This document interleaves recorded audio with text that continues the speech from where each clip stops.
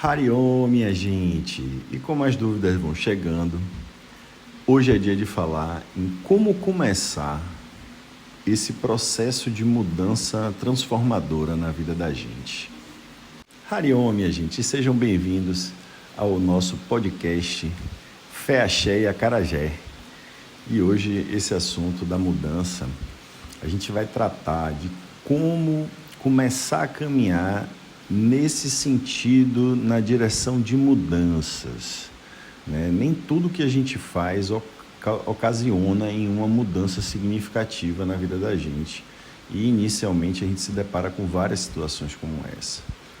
O calendário gregoriano que está chegando aí, né, ao final, ele marca muito esse momento. E eu tenho visto as pessoas comentando sobre o que elas fizeram, o que elas não fizeram, o que elas querem fazer, que não fizeram, enfim, e se dá tempo. Bom, a notícia é, nada com pressa vai sair bem feito. Então, tem que pensar bem o que é que dá para terminar de fazer até o fim do ano, agora, ou deixar para o ano que vem. Olha só, aí você ganha mais 365 dias, veja que abundância de dias, não é? Então é nessa linha aí que eu desenvolvi esse podcast de hoje e não vejo a hora de começar a compartilhar com vocês as minhas ideias, tá joia? Vamos lá. E nessa primeira sessão, a pergunta é: mudanças começam por onde? Como eu faço para começar a resolver os meus problemas? Como eu faço para não deixar que os problemas dos outros afetem a minha vida? Cara, que pergunta profunda essa, hein? Mas questionamento não tem limite. Afinal de contas, a mente da gente, ela é infinita, né? Ela pode ir para qualquer lugar. Então, eu vou começar falando uma coisa meio óbvia, que é, a mudança, ela começa pelo começo. Lembre-se que aquilo que não tem remédio, remediado está, e não adianta querer dar um 360 que vai te colocar no mesmo lugar. Eu vou desenvolver mais essa ideia do 360, mas aguenta aí um pouquinho, tá? Então, naturalmente, já não dá mais para criar meninos e meninas como era feito há 20 anos atrás. E nem há como criar como se fosse na era da semana passada, né? A mesma proporção de ontem para uma semana atrás e para 20 anos atrás, elas são iguais. O que temos é o hoje e o agora. Então não temos mais como interpretar a realidade do século XXI como se no século XX estivéssemos, algo mais ou menos assim. E em todo o tempo da nossa existência, estamos experienciando uma experiência de intervalo inédita. Nós somos e nos tornamos as testemunhas oculares de uma transição de paradigma constante. Pela primeira vez na nossa história recente, a gente está entre um presente que está quase terminando e um futuro que ainda não começou ou nasceu. Simples assim. Mas a gente já sabe aqui que não quer dizer que é fácil. Então, de fato, quando você se propõe a uma mudança, você invoca a ideia de não querer repetir as suas falhas que você veio cometendo e nas suas formas de viver, né? Seja para educar os filhos, né? Seja no trabalho, seja na sua maneira de tratar as pessoas, qualquer que seja a mudança que você queira realizar. Vou ser resumido aqui nisso aí para não ficar criando lacunas o tempo todo. Mas você também não tem outro modelo ainda para colocar no lugar. E essa experiência de intervalo, ela lança você em uma série de paradoxos. Eu vou te explicar melhor por que eu sinto que são paradoxais as situações que aparecem para nós.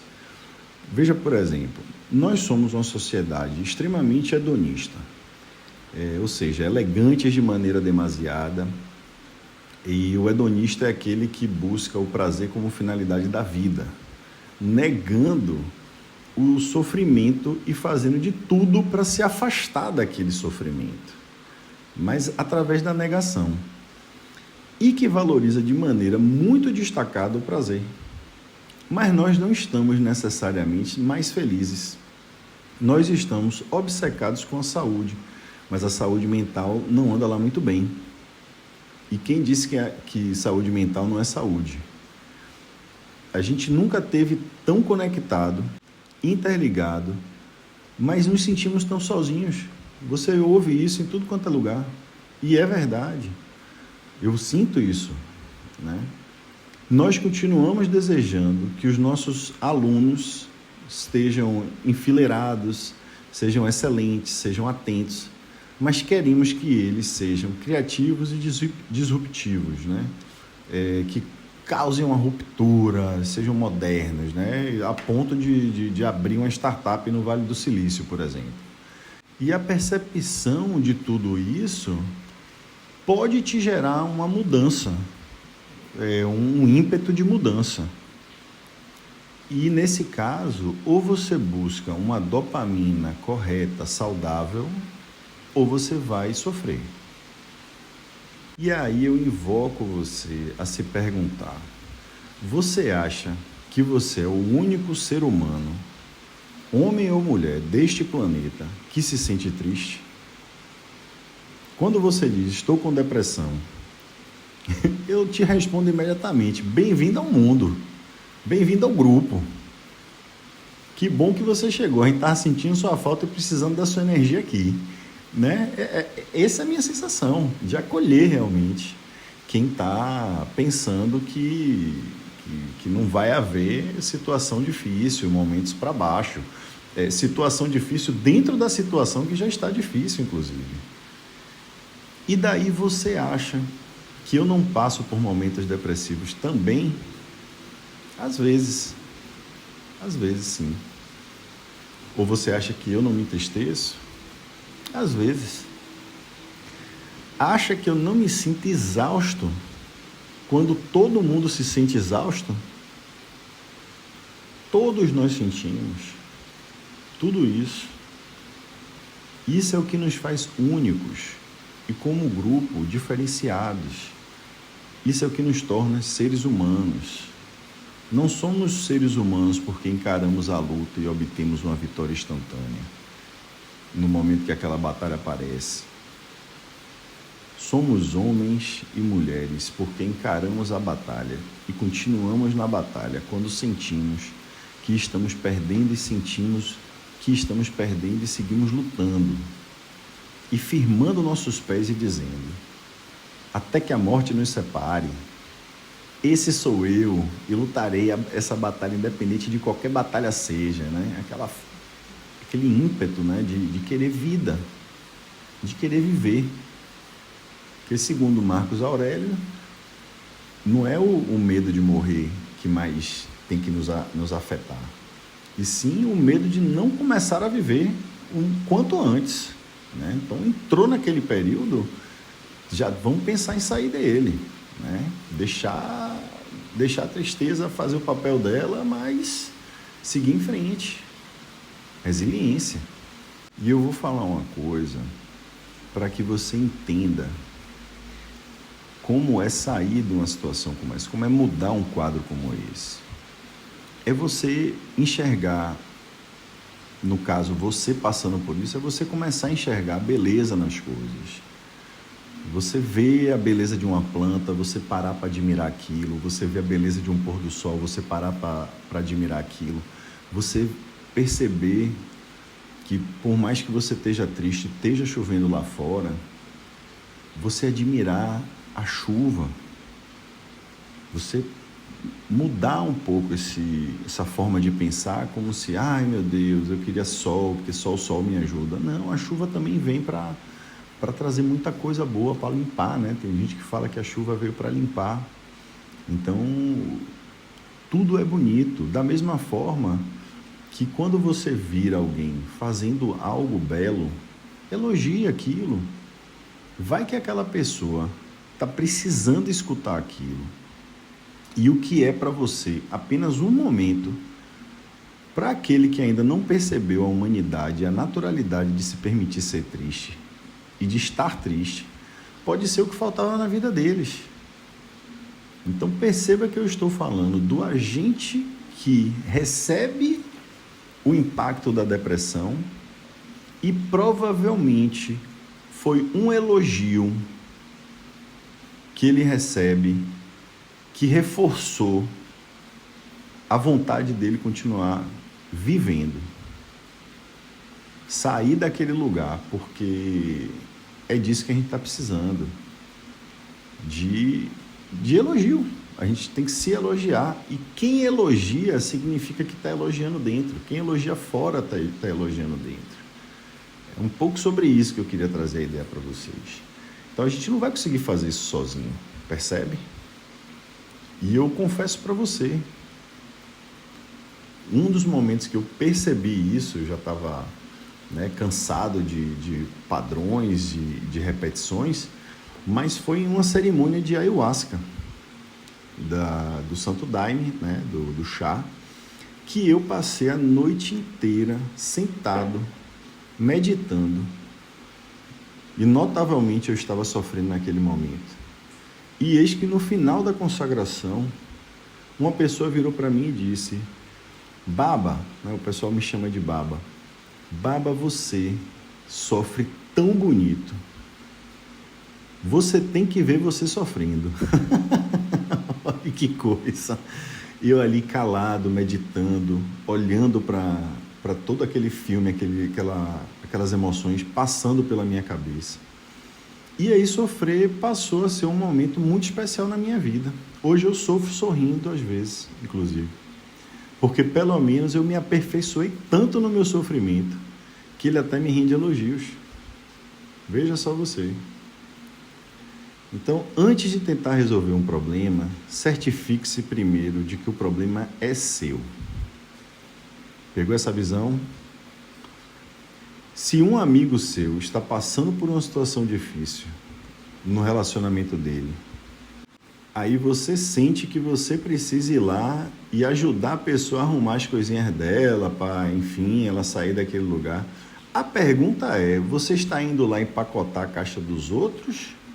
Ou você está indo lá porque você está se identificando com aquela situação e você não resolveu em você, mas é mais fácil ir lá resolver o dela? O que normalmente você está vivendo é que você está querendo se ocupar e ocupar a sua vida com o problema dos outros.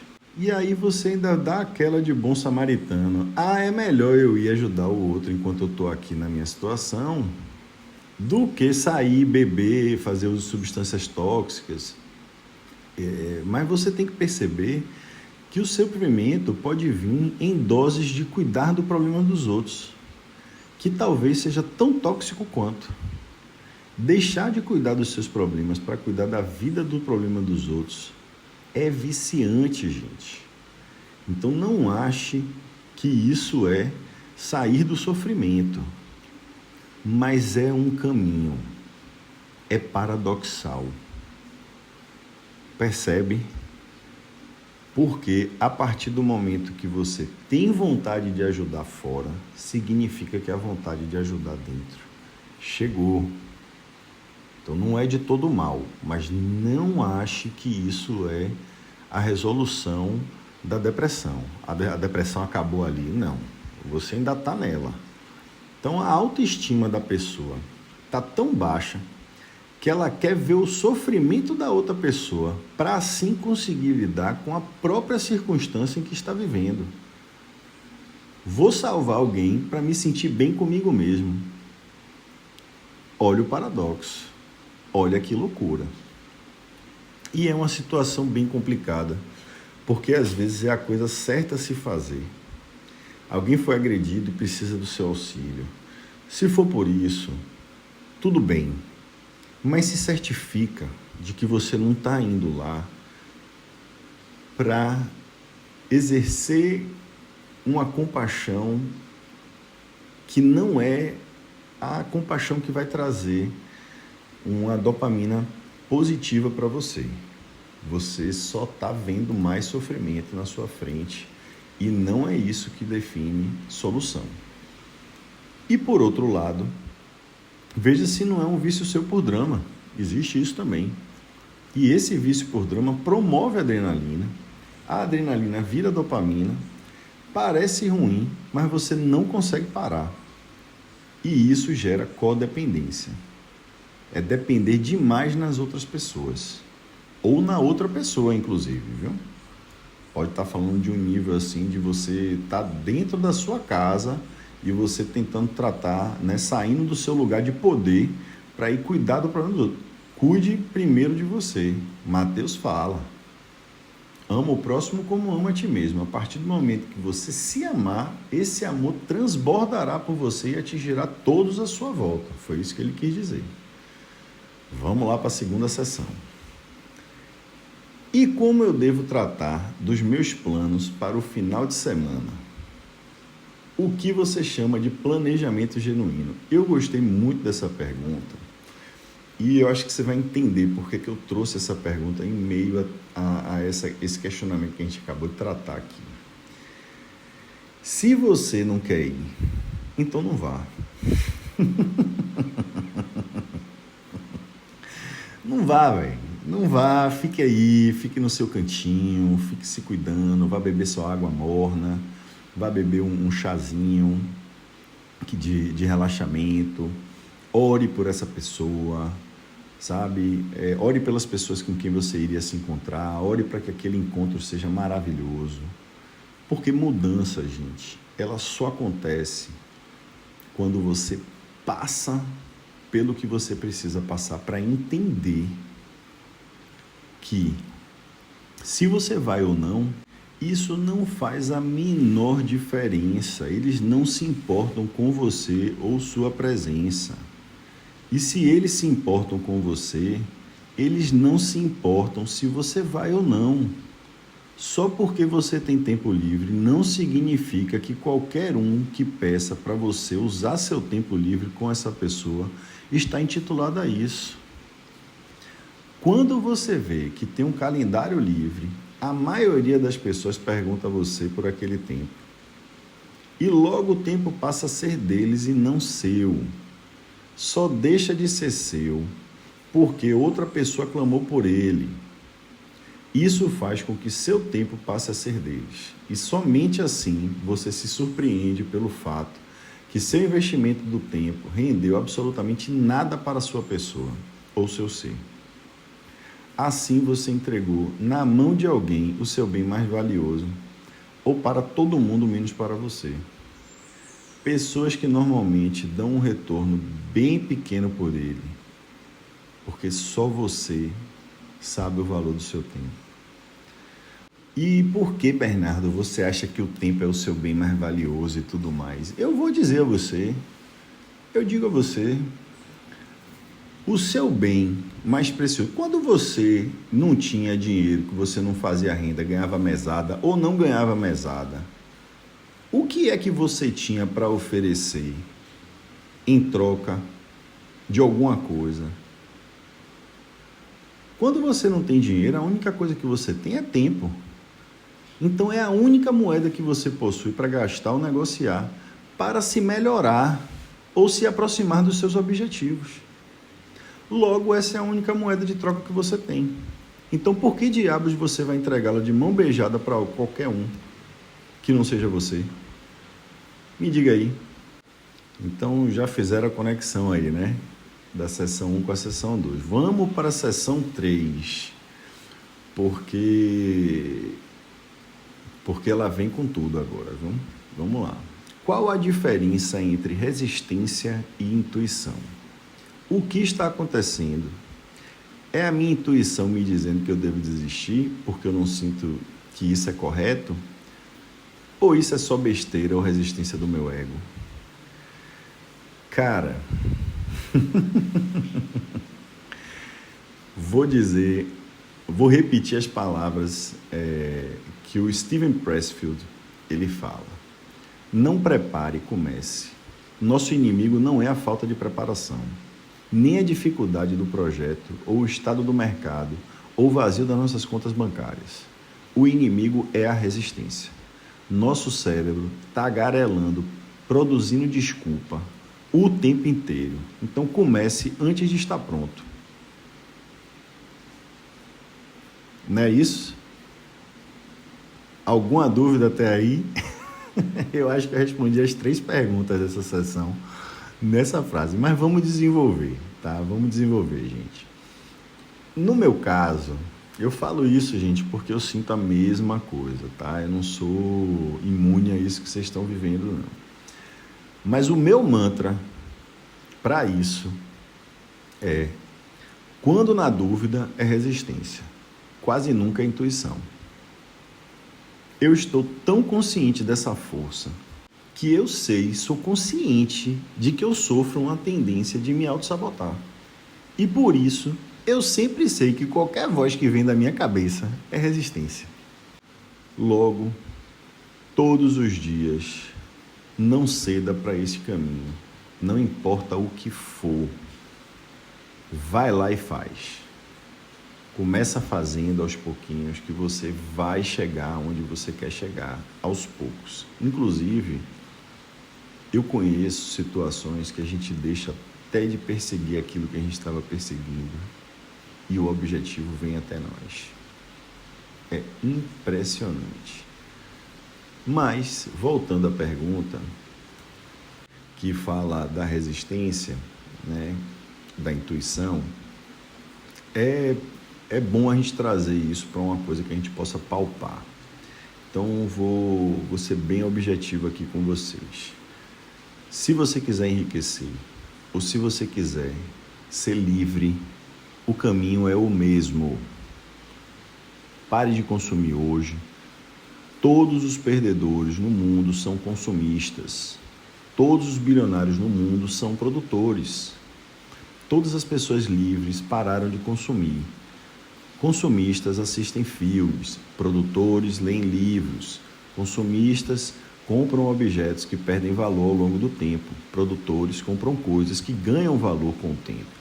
Consumistas sempre possuem os mais novos produtos, produtores sempre possuem o modelo antigo que atendem às suas necessidades presentes, sendo que não houve tanta evolução ainda do antigo para o novo, né? Então não é toda hora ficar trocando, é óbvio que chega uma hora que a gente tem que trocar. Disciplina, persistência e paciência. Sempre. Nunca seja um consumidor. Seja honroso. Tenha a honra, valores e a consciência daquilo que você realmente precisa. Honra vem de enobrecimento, de dignificação. Quando há respeito, consideração, atenção, ser uma pessoa honorável com quem? Com você. E, consequentemente, isso vai transbordar. Não tem jeito. Você vai adquirir um equipamento novo só porque é novo? Ou vai preferir adquirir um que atende? Ou você não prefere deixar de adquirir uma coisa nova porque você vai viver uma experiência transformadora, que seja tão transformadora a ponto de afetar não só você, mas as pessoas à sua volta. Estou falando assim de, por exemplo, uma viagem em família ou um retiro de relaxamento que depois você volta para o trabalho e a sua produtividade triplica. Tudo aquilo que estava engavetado sai da gaveta. Já parou para pensar nisso? Enfim. Mas se tiver juntado o suficiente e possuir a abundância de fazer os dois, tudo bem, faz os dois. Não sou contra comprar o novo, viajar em família e etc. Mas você precisa ver o que é que você realmente precisa e o que você deseja. Né? Eu acho que você tem que viajar e comprar o aparelho novo na viagem, até se você quiser, entendeu? Mas esse é outro caso. A pessoa não está precisando ouvir esse podcast, ou então precisa ouvir, que é para relembrar ela do quanto ela já passou, para ela não cair de novo nas armadilhas da resistência. tá? Mas você precisa, tá? Então, ouve aí, tá certo? E eis que a gente vem chegando aqui para fechar, tá? Então, vou dar uma dica para a galera que está na fase 200. Eu tenho visto aqui muita gente que me segue, tem essa idade. E para quem não entendeu, ou está fingindo que não é com ele, tá? ENTA é a parte do 40, 50, 60, tá certo?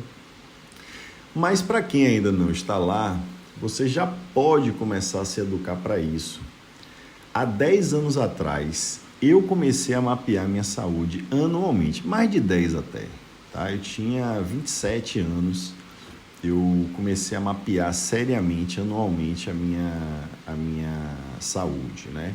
Óbvio que com 30 eu consegui me tornar assíduo, mas eu tentei iniciar esse projeto com 27 e ainda estava muito atribulado com muitas atividades e não consegui fazer isso 100%. Mas foi assim que eu obtive os resultados que eu estou obtendo hoje. Dei várias voltas, mas só assim para enxergar o cenário, né? O grande retrato que eu tenho de mim mesmo hoje. O que antes eram situações que eu não conseguia reverter, acabaram se tornando desafios. E hoje eu sei mais como agir e conseguir reduzir a reatividade, que para mim é uma grande vitória. Eu tenho uma tendência a diminuir a minha reatividade. Cara, quando eu entrei nessa curva aí, eu fiquei extremamente feliz. E tem a ver um pouquinho, a mudança tem a ver com observação. Então, verifique sempre a pressão arterial, glicose, glicerídeos e colesterol. Reduza ao máximo do sal, açúcar, farináceos e produtos processados. Alimentos necessários são aqueles, né? Verdura, legumes, feijões, nozes, ovos, óleo de coco, castanha, fruta, tudo isso. 3 coisas que você deve esquecer sempre que puder: sua idade, seu passado e suas queixas, tá? Quem se queixa afasta todo mundo da vida, tá? Então não se queixe. 3 coisas essenciais: amigos, pensamentos positivos e casa arrumada e aconchegante. Eita, isso não pode faltar. 3 coisas fundamentais: sorrir. Eu falo para rir sempre. Tomou uma topada de uma pedra, respira fundo, força o sorriso e vai, tá? Atividade física e tente manter a regularidade do seu peso, né? Principalmente quem está chegando no Zenta aí vai perceber que é extremamente positivo até para a gente, quando começa a se olhar no espelho, ter orgulho, né, de algumas coisas, porque a gente não consegue mais ter orgulho de tudo, né? Principalmente daquele, no meu caso, um cabelo que eu tinha aqui na frente da testa e não tenho mais, entendeu? Então não posso ter nem mais orgulho disso aí. Eu tinha 3 rodamuinhos, hoje em dia eu só tenho 2,5. 7 coisas indispensáveis, tá? Não espere para ter sede, para beber água. Não espere o sono para dormir. Não espere se cansar para descansar. Não espere ficar doente para realizar exames médicos. Não espere um milagre para acreditar em Deus. E não espere ter problemas para seguir confiante. Olha, enquanto é muito fácil você pensar que basta listar um monte de atividades novas para você realizar e a partir daí tudo vai mudar, acredito que isso possa muitas vezes levar você a cometer os mesmos erros e excessos, só que de uma maneira diferente. É sobre isso que eu falei do 360 lá de cima, tá? Os kleshas, que entre suas 23 definições, brincadeira, os kleshas, que nas suas definições quer dizer aflições, causas de aflições, ou aquilo que causa dor, ou aquilo que machuca, segundo o Yoga Sutra de Patanjali. E não pense que é só você saber o que são esses kleshas, tá? É preciso você dar qualidade através de observações para entender quais deles estão dormentes, tênues, ativos, dominantes. porque daí fica mais fácil você definir a melhor estratégia, diante de que você percebe aquilo que você precisa atacar primeiro e aquilo que já está remediado. Percebe? Então, por isso, às vezes, aumentar o movimento pode ser bom, tanto quanto diminuí-lo pode ser a melhor maneira de começar. No meu exemplo, eu precisei diminuir meus movimentos e agora eu estou precisando recomeçar a criar movimento. Por que eu preciso recomeçar a criar um movimento? Eu preciso recomeçar porque o meu objetivo mudou, a minha meta mudou. Porém, é importante você saber que o urso, quando ele termina a hibernação dele de 6 meses, de até 6 meses, vamos lá, ele não acorda e sai bafando comida ou desesperado de fome. O metabolismo dele tá devagar, tá lento ainda. Então ele vai demorar aí umas 2 semanas, quase um mês, para que o metabolismo dele volte ao normal, tá? Então perceba que a natureza nos mostra, tá? Que, por exemplo, no meu caso, eu tracei um novo objetivo, que eu quero alcançar ele com muito louvor e com muita honra. Só que com as experiências e o aprendizado que eu tive, eu já percebi que movimentos são esses e quais são também os movimentos que eu realizo menos esforços e eu obtenho maiores recompensas. Então eu estou trilhando por esse caminho, mas de vez em quando o bicho pega, eu tenho que fazer um rebolation aí e me virar e frear e fazer um pouco mais de esforço. Porque bem ou mal, eu preciso encontrar um novo equilíbrio, já que eu também não sou o mesmo de 12 anos atrás.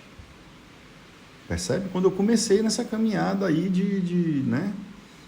Porque você pode argumentar de que você tem que tratar as pessoas bem, porque um dia você vai ser julgado por isso, né, na hora da sua morte. Só que também existe um argumento de que o inferno não é um ponto geográfico, e sim um estado emocional. Então, tratar as pessoas bem pelo fato de que você prefere não ser o causador do sofrimento de outras pessoas, a gente causa sofrimento às vezes apenas por existir e ser um exemplo desafiador para o outro. E isso é sem intenção, hein? Porque, para mim, nesse meu processo, a intenção conta e muito. Tá? É o início de tudo. Com que intenção você está fazendo tudo aquilo? Então, pesa não só o fato de não ser a mesma pessoa, né? E por mais que seja a mesma pessoa realizando algumas experiências parecidas, já não é mais a mesma coisa. Tá? Então, eu hoje em dia foco muito na intenção. Tá? E eu não digo a você que a intenção é a solução. É só o começo. É o começar pelo começo. Tá? E para vocês não dizerem assim que eu não estou olhando para o lado negativo da coisa, para a coisa mais obscura, olha, o que me faz me sentir mal é ver pessoas investindo o dinheiro para se sentir bem, enquanto que o trabalho vai um pouco mais além disso. A melhor forma de perceber se estamos tratando os outros bem é ter a consciência de que estamos dando o nosso melhor em nos tratarmos bem. O resto é consequência. Se sentir bem só porque você está agindo com seus valores em conformidade. Ponto. Objetividade no máximo. Tá? Eu acho que eu já vou começar a fechar mais ainda, porque essa conclusão hoje tá que tá, hein? Mas vamos lá. O outro lembrete que eu tenho é que você se lembre de que você, se você quiser ser um ser excepcional, você será a exceção. Já que o que te torna excepcional é ser a exceção. Você não vai poder se encaixar na manada e ser excepcional, percebe? Ambos trilham uma jornada de desconforto, só que, ao se encaixar, vai surgir o conflito de que você não está sendo 100% com você, né? 100% você, E quando você é excepcional, você dá força a um conflito externo, já que todos veem você como o diferente. Então você vai ter que escolher um, tá? Quando seus amigos começarem a te dizer que você mudou, se lembre que é porque eles não sabem te dizer, você cresceu. A sua divindade. Olha, eu vou pontuar uma coisa nesse tópico, que é o seguinte. Eles dizem sim, mas demora, cara. Demora, porque eles têm que mudar a chave neles também e perceber mais, tá? E não vem fácil não, tá? A sua divindade é quem vai conduzir esse barco. Você precisa se preocupar com a remada, beleza? Então, a melhor maneira de começar a sua mudança para o ano que vai nascer é começar a preparar ele agora. Vem comigo. Gente, eu adorei estar aqui com vocês. Esse é mais um podcast do Fé, Axé e Acarajé. Escrevam pra gente, escreva suas dúvidas, manda pra gente, que a gente está aqui para auxiliar vocês na caminhada e tamo junto. Harion!